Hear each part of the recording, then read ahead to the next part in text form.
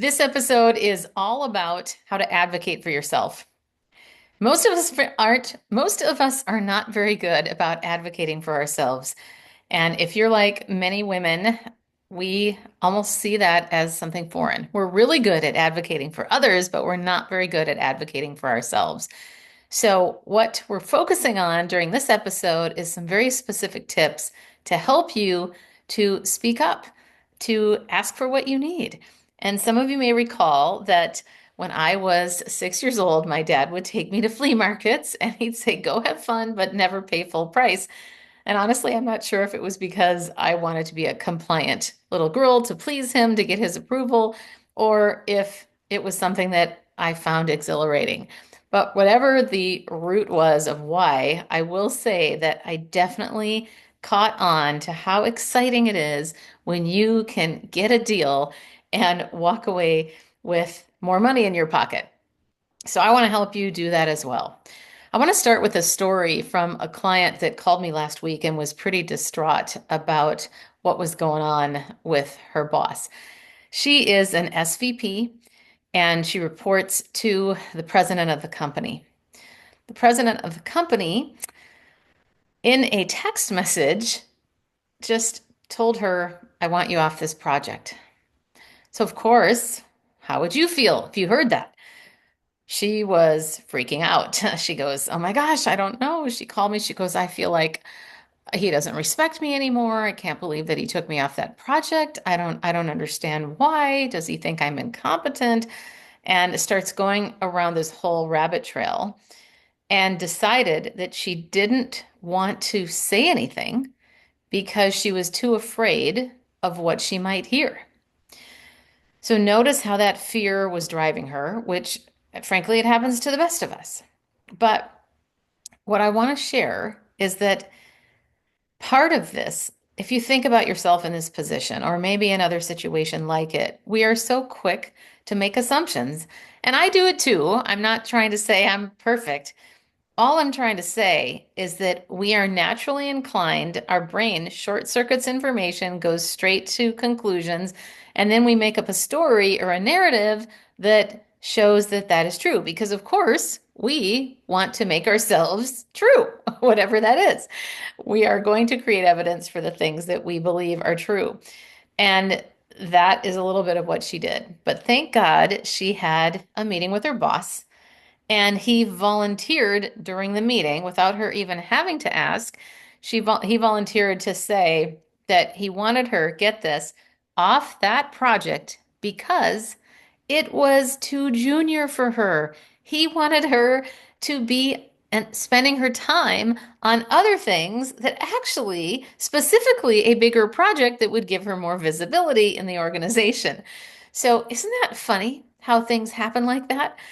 It is so amazing. So we broke this down. We started talking about, we got more clarity. And here are some of the lessons that she learned. We referenced together really three things that we can learn. And I'm curious, what advice would you give Julie? We'll call her Julie. It's not really Julie, but that's what I also sent this out in an email with the story and called her Julie. So I would ask you, what advice would you give to her?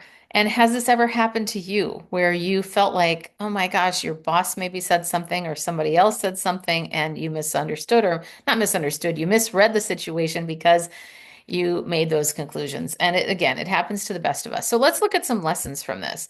I'm going to give you three.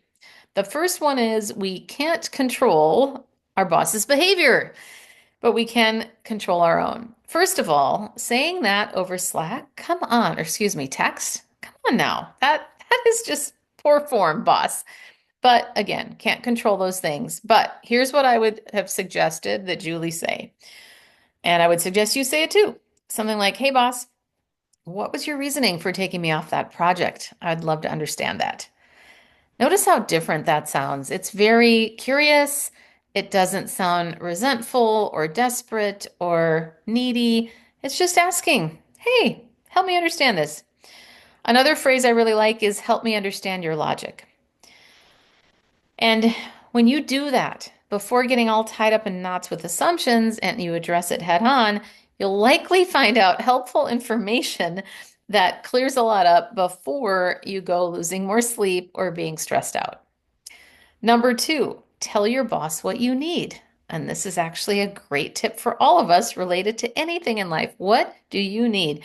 So here's an example. Hey, boss, if you have important direction to offer regarding anything new or revised related to responsibilities, I'd really like to get that information in a conversation rather than a message over text. Does that work for you? Notice how, does that work for you? It's not like you're asking him truly, does that work for you?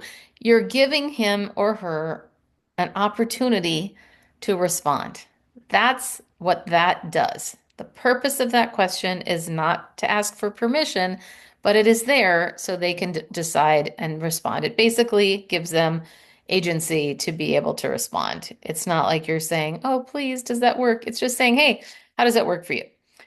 And depending on your relationship, you could say, hearing that by text with no context, boss, made me think you might have an issue with my performance. So being able to hear it in conversation would be beneficial. Or hearing that by text left me with more questions. And frankly, it was a little bit confusing, or whatever you would want to say, a little bit disarming, disheartening, maybe not disarming, but disheartening. Something that shows, hey, that wasn't cool for me, or that didn't land well for me. This is all, again, a reminder that you've got to pick common sense related to the scenario that you have in front of you because you have good judgment. It's a matter of determining what is the best thing that's going to be related to the relationship that you have with your boss. Number three, know your triggers and respond appropriately. So if you're naturally bent toward questioning yourself or thinking that you're the problem, and by the way, I would love to help you overcome this. And if you do that, be aware of that when you get a message that doesn't land well, because then I would start with asking another trusted colleague or a friend or a coach like me how they would have received it. Ask, hey, here's the scenario. How would you receive it? And that's why it was so great that my client reached out to me so that I could give her my perspective on this. That objective perspective can be incredibly insightful because for someone who isn't triggered the same way as you, the message will be received differently for sure. And frankly, we all hold baggage from our past that informs our present. One of the things I want to remind you is that no one will care as much as you about your career. So you have to advocate for yourself. Don't expect anybody to do it for you. Don't just wait like a lot of us do. Well, if I just keep, like a lot of us were taught, if you just do a good job and you stay quiet, but you do good work, somebody will notice and promote you. I have another story of a client who was waiting for 10 years. 10 years she waited to figure out or hope, not figure out. She waited to get promoted, thinking that someone would notice her. Well, we started working together, and within 3 months, she felt confident enough to ask. And within that 3 months, she actually got promoted because she asked. And a lot of times, you are an overachiever, you are a high achiever, you are driven, you're doing these things, and yet a lot of times we don't take the time to ask either because of fear or doubt or we don't want to rock the boat or whatever. We might be afraid of rejection. I mean, there's a lot of things that are at the root of this. So let's review this. Number one, let's look at some lessons from this situation with this client's boss. We can't control our boss's behavior, but we can control our own. Number one. Number two, tell your boss what you need. And number three, know your triggers and respond appropriately. So if we think about ways that we can move past this, by the way, a huge part of this is getting the support that you need. How do you actually have the community around you to get that support, to give you the confidence, plus having the tools, and then going out and taking the action to help you to practice these things so that you have that muscle memory to be able to have the confidence that you need when the time comes or when you create it to come. This is what we do in the Powerhouse. I would love to talk to you if you're interested in that. Generally speaking, most of the women in there are executive level, typically VP or SVP and above, or business owners. And we spend a lot of time. We meet twice a month. I shouldn't say a lot of time, but we spend time focusing on the issues at hand. What is going on in your world now? Do you have an issue with your boss? Do you have a situation where you're wanting to present with more confidence or you want to negotiate with power? There's a lot of different things that we're dealing with, or maybe you have to have a difficult conversation. Frankly, communication overall is such a powerful and important skill, but most people aren't very good at it. We're not very good at it.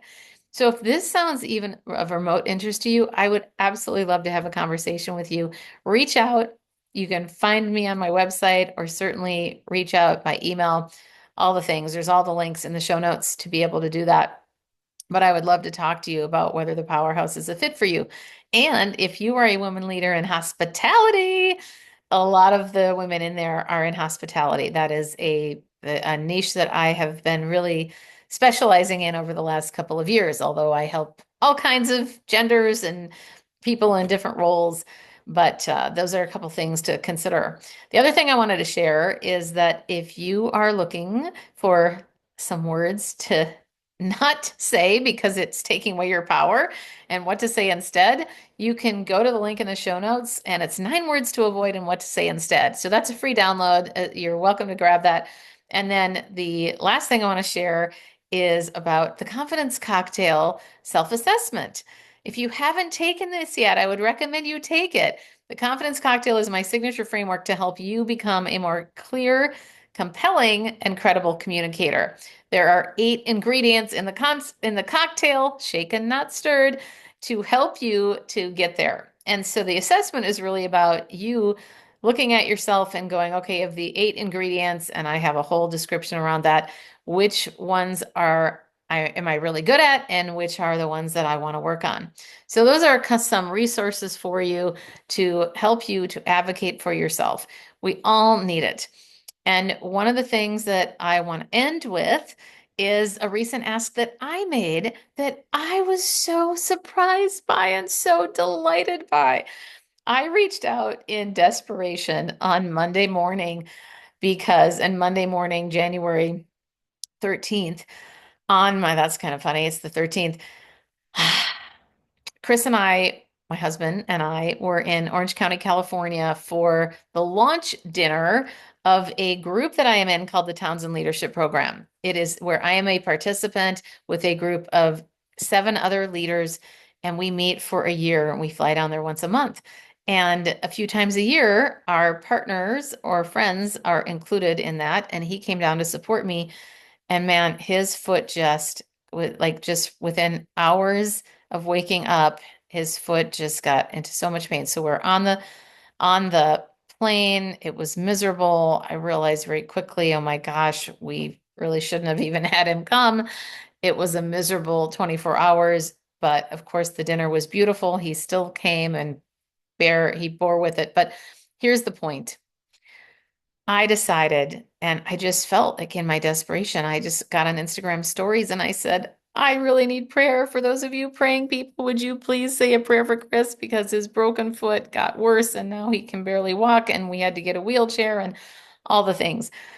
And that simple request made a tremendous difference in both Chris's and my life because there was an outpouring of love, support, prayers, kind words that people sent in voice messages and texts and all places.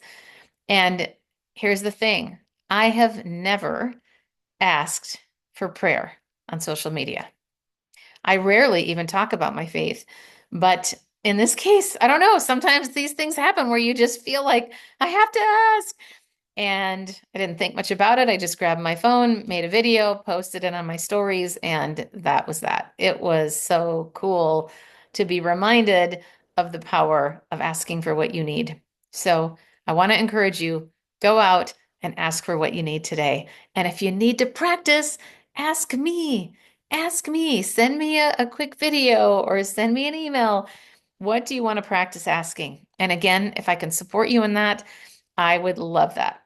I also wanted to ask a favor. If you happen to know anybody in the corporate world, specifically in event planning or somebody who is head of a team and the decision maker, and perhaps they're looking for somebody to speak at their offsite or kickoff or do a workshop, I would absolutely love to be connected to that person, even as a way to get to know each other. I love connecting with people. That is my absolute jam and what fuels my soul. Even if it's not a fit professionally, it is so fun to meet new people. So, on that note, have a fabulous day and go out and ask for what you need.